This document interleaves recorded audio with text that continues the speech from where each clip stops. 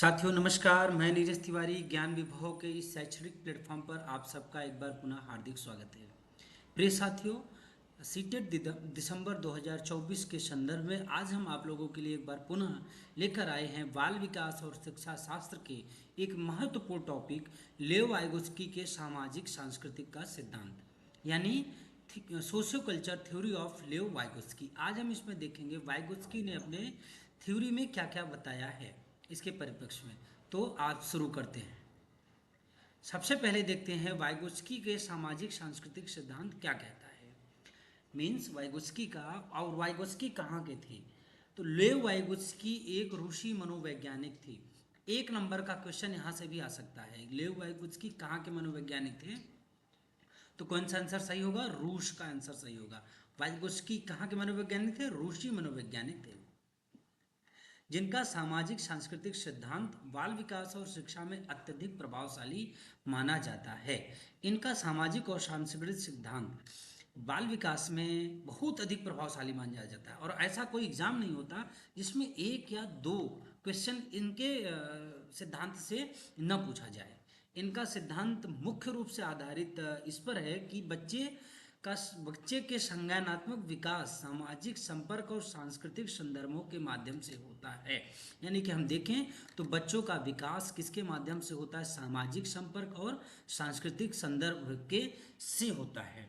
तो वाइगोत्स्की ने बताया लोगों को कि बच्चों का विकास होता है वो किसके माध्यम से होता है? सामाजिक और सांस्कृतिक के माध्यम से होता है। ठीक है, अब इनके मूल विचार क्या थे? वाइगोत्स्की का मानना था कि बच्चों का विकास सामाजिक और सांस्कृतिक संदर्भों से होता है। मतलब बच्चा जिस समाज में रहता है और जिस कल्चर से वो बिलोंग करता है उसी के अकॉर्डिंग बच्चों का क्या होता है? विकास होता है। वे यह भी मानते थे कि बच्चा एकांत में ज्ञान का निर्माण करता है, यानी कि वो एकांत में रहकर सोचता है, समझता है, अपनों से बातें करता है।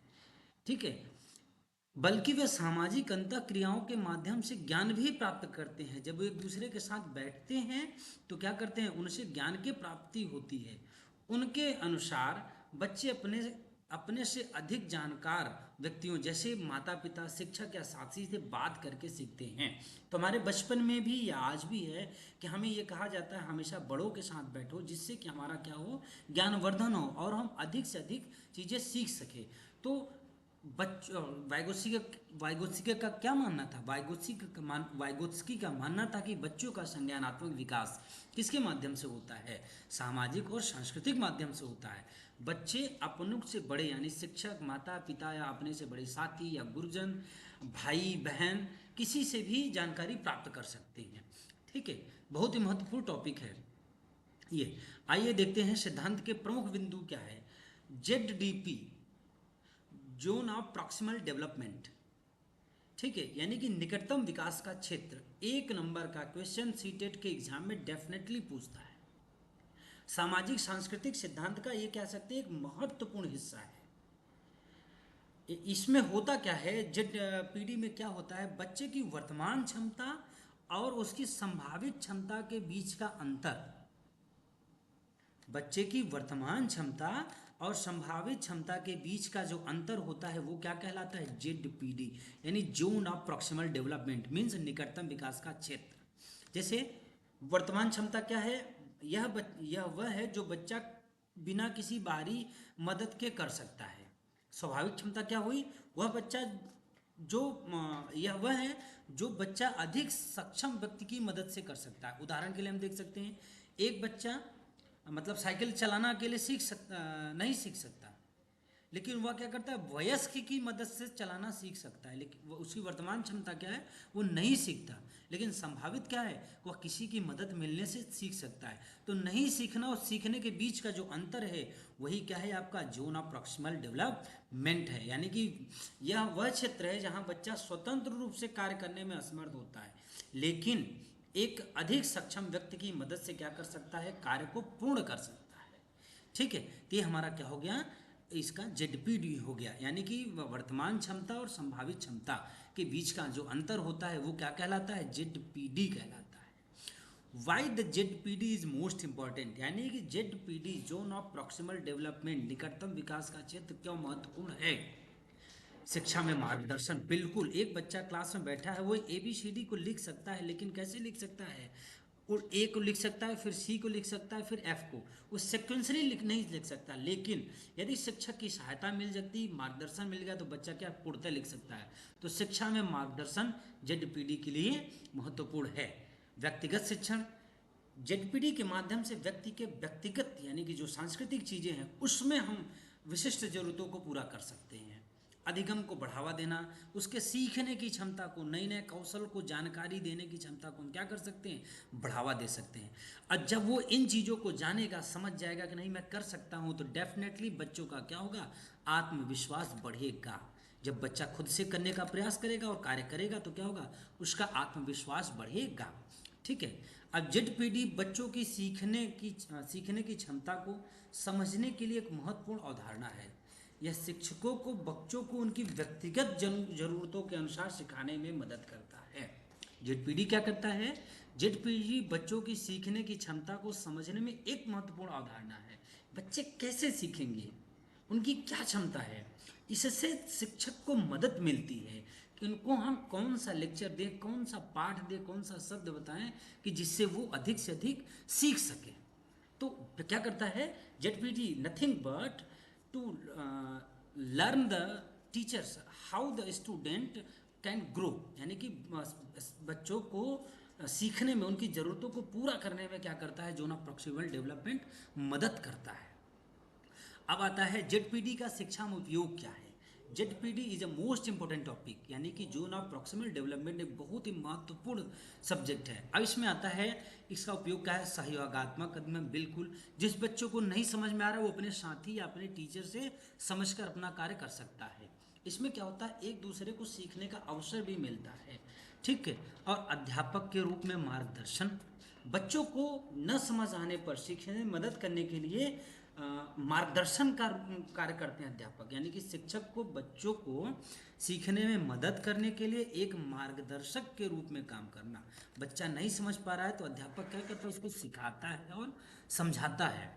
और फिर क्या है, वास्तविक दुनिया आधारित समस्याओं पर, वास्तविक दुनिया की समस्याओं पर आधारित शिक्षा, बच्चों को हमारे जो पब्लिक में, हमारे जो इन्वायरमेंट में, वर्तमान समाज में जो कुछ हो रहा है उसको समझने के लिए प्रोत्साहित करना। बच्चा उससे समझता है। और भाषा का उपयोग, यानी कि भाषा को सीखने के एक उपकरण के रूप में उपयोग करना। बच्चा हिंदी सीखता है, उसको रीजनल लैंग्वेज नहीं आती, जेडपीडी क्या करेगा, उसकी मदद करता है कि नहीं आप सीख सकते हो। अध्यापक उसकी मदद करके उसको सिखा सकता है। ठीक है। अब नेक्स्ट वन आता है जेडपीडी एंड स्कैफ फोल्डिंग। स्कैफ फोल्डिंग क्या है, यानी कि जो ढांचा है, ये महत्वपूर्ण टॉपिक है। इसको हम हिंदी में ढांचा कहते हैं। स्कैफ फोल्डिंग एक ऐसी प्रक्रिया है जिसके माध्यम से एक अधिक सक्षम व्यक्ति बच्चे को उसके जेडपीडी के भीतर कार्य करने में मदद करता है। यानी कि ये एक मचान की तरह है जो बच्चे को नए कौशल या ज्ञान सीखने में मदद करने के लिए अस्थायी समर्थन देता है। मीन्स एक अधिक सक्षम वाला व्यक्ति हो गया और एक बच्चा है जिसको जेडपीडी की नीड है, तो जो जेडपीडी के अंदर कार्य करता है वो क्या है, स्कैफ फोल्डिंग है, ढांचा प्रिपेयर करता है कि नहीं आप ऐसे तैयार कर सकते हैं इस पाठ को। ठीक, एक मचान की तरह, एक नींव की तरह है स्कैफ फोल्डिंग, जो बच्चों को नए कौशल सीखने के लिए मदद करता है। ठीक है। स्कैफ फोल्डिंग सामाजिक सांस्कृतिक सिद्धांत में एक महत्वपूर्ण अवधारणा है।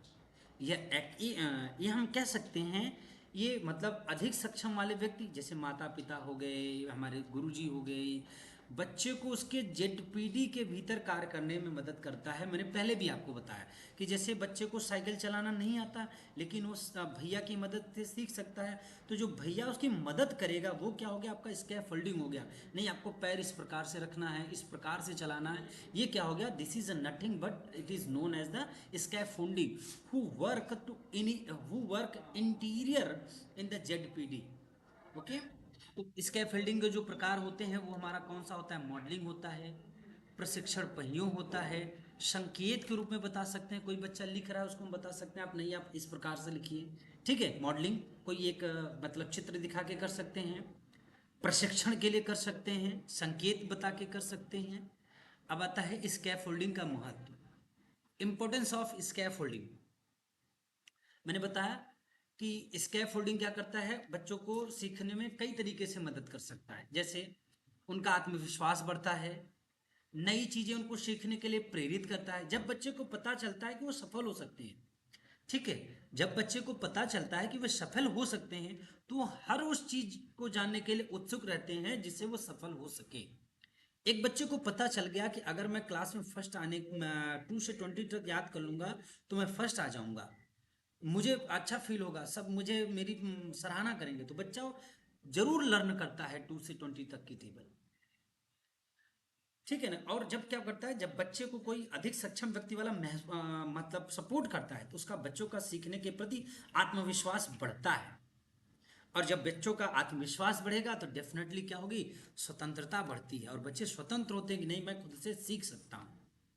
तो कंक्लूजन इसका क्या आता है, स्कैफोल्डिंग एक महत्वपूर्ण शिक्षण उपकरण है जो बच्चों को उनको सीखने में मदद करता है, ठीक है, और उनके निकट विकास के क्षेत्र में कार्य करने और नई चीजें सीखने के लिए आवश्यक समर्थन भी प्रदान करता है।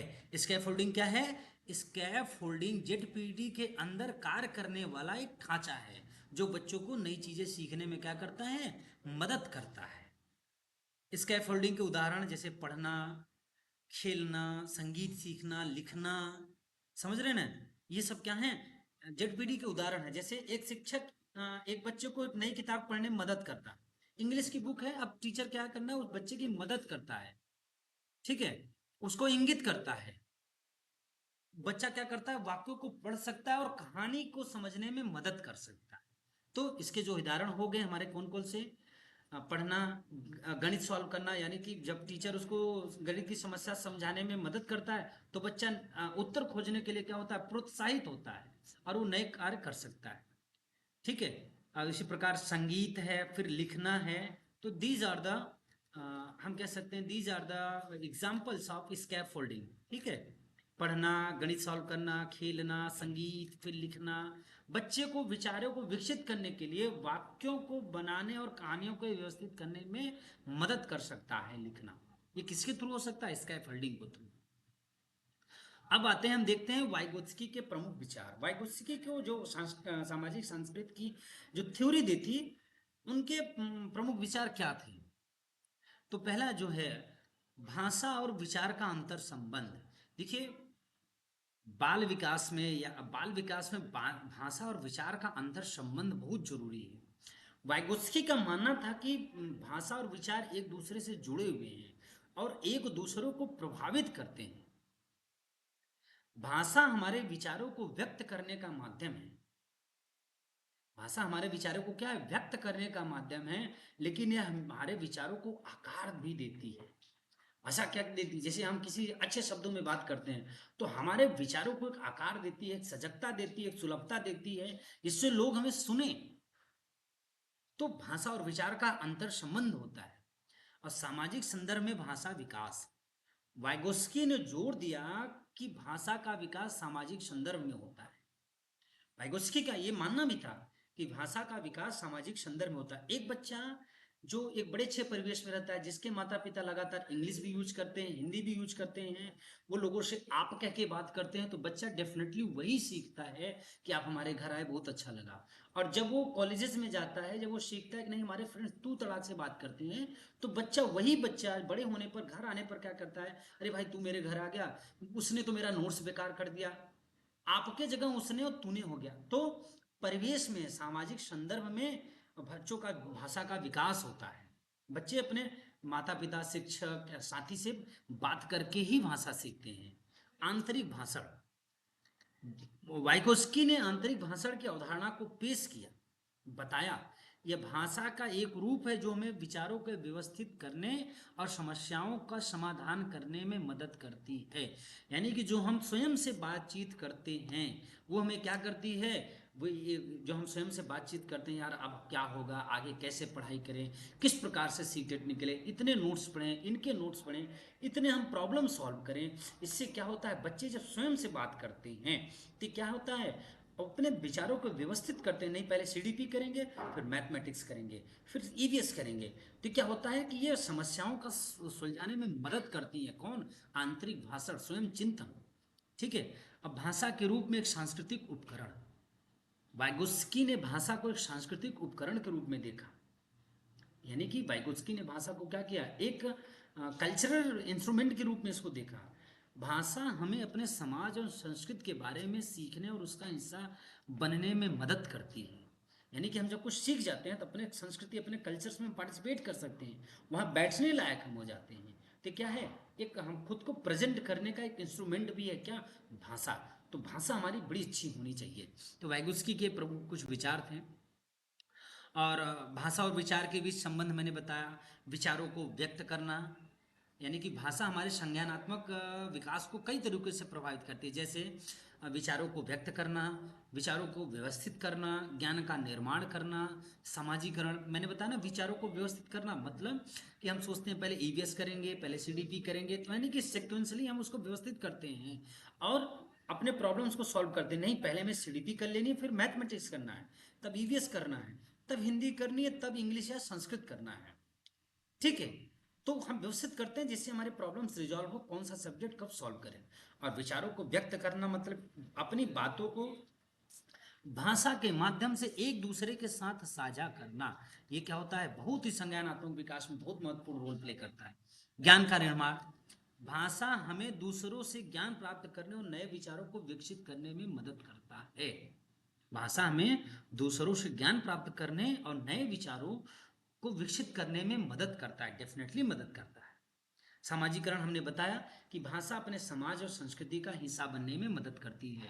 एक कल्चर को, हम अपने कल्चर को अच्छी तरह से सीख गए तो हम अपने कल्चरल ग्रुप में, सामाजिक, अपने सांस्कृतिक समाज में हम बैठने उठने लायक हो गए, कुछ बोलने लायक हो जाते हैं।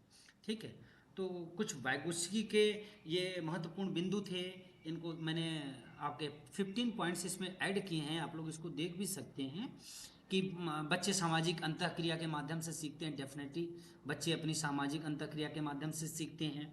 ठीक है, सांस्कृतिक उपकरण जैसे भाषा, गणित आदि ज्ञान निर्माण में सहायक होते हैं, बिल्कुल सहायक होते हैं। समीपस्थ विकास का क्षेत्र सीखने की संभावित सीमा को दर्शाता है। डेफिनेटली कि जितना हमारी वर्तमान क्षमता है और जो हमारी संभावित क्षमता है वो क्या दर्शाता है, जेडपीडी दर्शाता है। स्कैफोल्डिंग शिक्षक की बच्चों को सीखने में सहायता की भूमिका निभाता है। डेफिनेटली बच्चा कुछ सीखने में असमर्थ होता है तो हम क्या करते हैं, स्कैफोल्डिंग के माध्यम से बच्चों को सिखाते हैं। भाषा विचार को प्रभावित करती है, अब बिल्कुल सही बात है। आंतरिक भाषण, बिल्कुल सही बात। आंतरिक भाषण क्या है कि बच्चे को स्वयं से बात करती है और सीखने में सहायक होती है। सामाजिक संदर्भ भाषा के विकास को प्रभावित करता है, डेफिनेटली प्रभावित करता है। बच्चे सक्रिय ज्ञान निर्माता होते हैं, एक चीज आप लोग ध्यान देना, बच्चे क्या होते हैं, ज्ञान निर्माता होते हैं, न कि निष्क्रिय ग्राही। जहां भी निष्क्रिय दिखेगा जिस क्वेश्चन में आपको गलत करना है, और सही क्या होगा, सक्रिय ज्ञान निर्माता। ठीक है, और शिक्षा बच्चे के सामाजिक और सांस्कृतिक संदर्भ में होनी चाहिए, डेफिनेटली होनी चाहिए। सहयोगात्मक अधिगम, सहयोगात्मक अधिगम बच्चों को बहुत आवश्यक है। सहयोगात्मक अधिगम से बच्चा जेडपीडी, जैसे जेडपीडी क्या है, एक प्रकार से सहयोगात्मक अधिगम है। ठीक है, और शिक्षक को बच्चे के जेडपीडी यानी कि उसके संभावित क्षमता को समझना बहुत आवश्यक है। नहीं तो वो कैसे बच्चे की हेल्प कर पाएंगे, कैसे उसका रेमेडी कर पाएंगे। जब हम लोग इसका मतलब निदानात्मक और उपचारात्मक शिक्षण पढ़ेंगे उसमें देखेंगे। और स्कैफोल्डिंग अस्थायी सहायता डेफिनेटली है। भाषा संस्कृत उपकरण के रूप में कार्य करती है। भाषा संस्कृत एक उपकरण के ही रूप में कार्य करती है जिससे हम अपने समाज में भागीदार हो सकते हैं। वाइगोत्स्की ने सामाजिक सांस्कृतिक परिप्रेक्ष्य में बाल विकास को समझाया। वाइगोत्स्की का सिद्धांत ही है सामाजिक सांस्कृतिक सिद्धांत, तो इसी के परिप्रेक्ष्य में बतलाएंगे ना।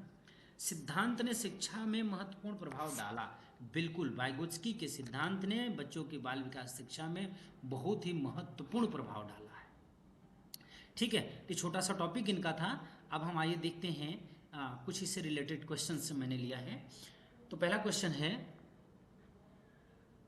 बच्चों के अनुसार निकटतम विकास का क्षेत्र क्या है। यानी कि according to the Vygotsky what is the zone of proximal development, the difference between a child potential and actual development, बच्चे की संभावित और वास्तविक विकास स्तर के बीच का अंतर, वह दूरी जो बच्चा स्वयं चल सकता है, गलत। नई भाषा और पुरानी भाषा, नहीं, गलत। वह अवस्था जब बच्चा स्वतंत्र रूप से समस्याओं का समाधान करता है, नहीं। जब उसको जेडपीडी पता चलेगा, उसका आत्मविश्वास बढ़ेगा, तभी तो कर सकता है। यानी कि बच्चे के संभावित और वास्तविक विकास स्तर के बीच अंतर। ठीक है, तो first one is a right answer. Second one देखते हैं, निम्नलिखित में से कौन सा वाइगोत्स्की के सामाजिक सांस्कृतिक सिद्धांत का महत्वपूर्ण घटक है? ऑपरेटिंग कंडीशन, सहारा देना, या फिर व्यवहार संशोधन, या फिर क्लासिकल कंडीशन, कौन सा सही है? निम्नलिखित में से कौन सा वाइगोत्स्की के सामाजिक सांस्कृतिक सिद्धांत का प्रमुख घटक है? ऑपरेटिंग कंडीशन तो है ही नहीं।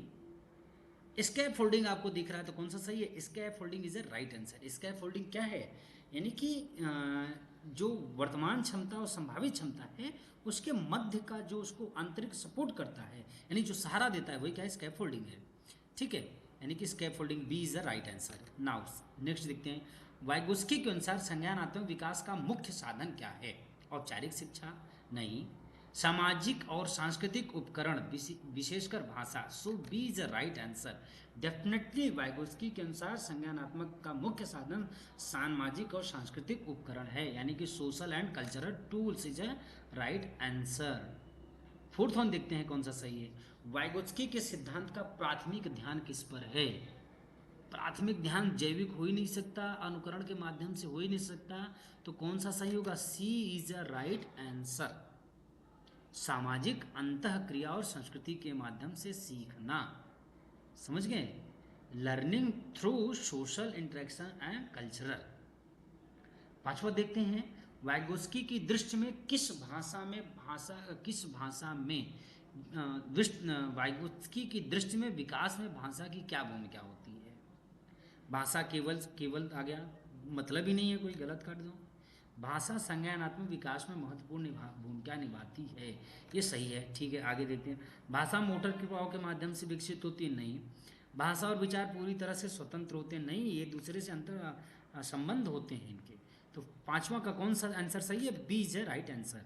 Language plays a crucial role in cognitive development. ठीक है, नेक्स्ट वन देखते हैं, वाइगोत्स्की के अनुसार संज्ञानात्मक क्रियाएं किस में उत्पन्न होती हैं? अब जैविक में हो ही नहीं थी, व्यक्तिगत सीखने के अनुभव का कोई मतलब ही नहीं है, इसमें सामाजिक और सांस्कृतिक संदर्भ दिख रहा है, तो कौन सा सही है? सी इज अ राइट आंसर। सातवां देखते हैं, वाइगोत्स्की के सिद्धांत में सहयोगात्मक शिक्षा को क्यों प्रोत्साहित किया जाता है? अच्छा, एक चीज आप लोग और ध्यान देना, मतलब बच्चे सबसे अच्छा सजा के माध्यम से सीखते हैं? नहीं, अभी बताता हूँ। बच्चे अकेले? नहीं। सहयोगात्मक शिक्षा यांत्रिक याद आ गया, गलत। तो इसमें भी कौन सा सही होगा? सी इज अ राइट आंसर। सामाजिक अंतःक्रिया और ज्ञान के आदान प्रदान से संज्ञानात्मक विकास को बढ़ावा मिलता है, डेफिनेटली। एक चीज और ध्यान देना, मतलब एक तुक्का लगा, जब प्रश्न आपको न समझ में आए तो याद रखना, जिस क्वेश्चन का आंसर सबसे लंबा हो, 95% चांस ये रहता है कि वो आंसर क्या है? सही होता है। कितना आंसर चांस रहता है, कितना प्रतिशत? 95% चांस रहते हैं। ठीक है, तो C is a right answer. Last question देखते हैं, वाइगोत्स्की के सिद्धांत में निजी भाषण क्यों महत्वपूर्ण है? अब आप लोग न कुछ सोचो न कुछ समझो, तो क्या है? सी ही राइट आंसर है। क्यों? अंतःक्रिया विफलता का प्रतीक है, गलत। यह संज्ञानात्मक अपरिपक्व नहीं, परिपक्वता है। यह भाषार्जन में मदद करता है, ठीक है, लेकिन ये सी इज अ राइट आंसर। यह बच्चों को अपने विचारों को संगठित करने और अपने विचार को नियंत्रित करने में मदद करता है, तो C is a right answer. ठीक है, देखते हैं और क्वेश्चन। नहीं, इतना ही क्वेश्चन है, तो ठीक है। मैं कुछ दिन थोड़ा सा दूर रहा है, आप लोगों को नोट्स नहीं दे पाया था, तो इसके लिए बहुत बहुत क्षमा प्रार्थी हूँ। मैं हेल्थ की वजह से बीच में 4-5 दिन गायब रहा। तो ये वाइगोत्स्की का एक महत्वपूर्ण टॉपिक ये है, आप लोग इसको देख सकते हो। ठीक है, तो प्रिय साथियों, आप लोगों का बहुत बहुत धन्यवाद। और हमारे चैनल को आप लोग ज्ञान विभव CTET पर जाके आप लोग हमको सब्सक्राइब कर सकते हैं। ये मैंने ज्ञान विभव सिर्फ लिखा है, लेकिन हमारे चैनल को आप लोग ज्ञान विभव CTET पर जाके हमें सब्सक्राइब कर सकते हैं। आप लोग हमें अधिक से अधिक सब्सक्राइब करें, फॉलो करें, ताकि हम आप लोगों को और भी अच्छे अच्छे कंटेंट दे सकें सीटेट के एग्ज़ाम से रिलेटेड। और जो 15 दिसंबर 2024 का जो एग्ज़ाम है, उसके संदर्भ में शायद कुछ सिलेबस में भी चेंजेस आए हैं, मैं उसको देखूंगा, तो आप लोगों के लिए एक छोटी सी वीडियो और बना दूंगा। लेकिन आप लोग मेहनत करते रहें लगातार। मैं जल्द से ही मेहनत करके एक आप लोगों के लिए क्या नाम है एक मैराथन क्लास ले आऊँगा, जिसमें 15-15, 20-20, 25-25 क्वेश्चन हर सब्जेक्ट्स के ऐड करूँगा। ठीक है, कोशिश करेंगे कि अगर 20-20 क्वेश्चंस मिलते हैं या 15-15 क्वेश्चन लिखते हैं तो 75 क्वेश्चंस का एक मैं मैराथन क्लास लेकर आऊँगा। ठीक है, उसकी वीडियो आप लोगों को अपलोड कर दूंगा अपने चैनल पे ही। तो साथियों, ज्ञान विभव का एक ही लक्ष्य आपका विशेषज्ञता एवं समर्पण हमारा। तो इसी के साथ आज की वीडियो यहीं समाप्त करते हैं। बहुत बहुत धन्यवाद।